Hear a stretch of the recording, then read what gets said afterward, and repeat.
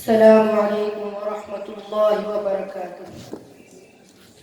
الحمد للہ رب العالمین والصلاة والسلام علی رسولہ الکریم، اما بعد فقد قال اللہ تعالی فی القرآن المجید والفرقان الحمید۔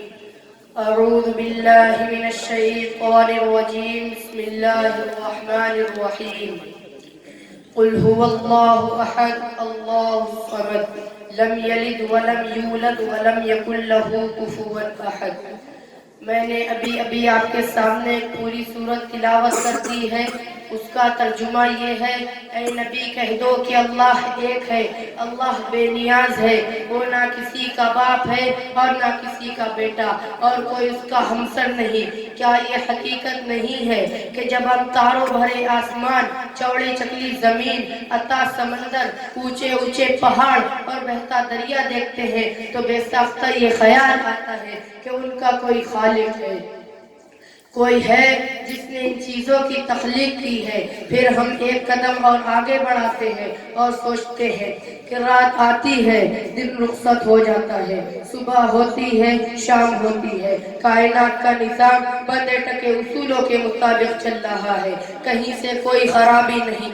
شمس و قمر اپنے وقت پر نکلتے ہیں اور وقت پر ڈوبتے ہیں، تو بے ساختہ یہ کہنا پڑتا ہے کہ اس عظیم کائنات کا کوئی حاکم ہے جسے کسی کے تعاون کی ضرورت نہیں، جو سارے جہاں سے بے نیاز ہے، کسی کا احسان مند نہیں، وہ جو چاہے کرتا ہے، اسے کوئی روکنے والا نہیں، کیونکہ اگر کوئی روکنے والا ہوتا تو دنیا کا نظام اس اچھے ڈھنگ سے نہ چلتا۔ لو کان فیہما آلہۃ الا اللہ لفسدتا، اگر دونوں میں یعنی زمین و آسمان میں اللہ کے علاوہ کوئی اور معبود ہوتا تو دونوں ٹوٹ پھوٹ جاتے۔ جب کسی ملک میں دو بادشاہ نہیں رہ سکتے اور کسی بھی ادارے کے کئی صدر نہیں ہوتے تو بھلا اس کائنات کے کئی حاکم کیسے ہو سکتے ہیں؟ محترم دوستو، ہماری یہ باوقار مجلس اپنے کئی صدر چن لے تو کیا یہ مجلس چل سکتی ہے؟ کیا لوگ ہمیں بے وقوف نہ کہیں گے؟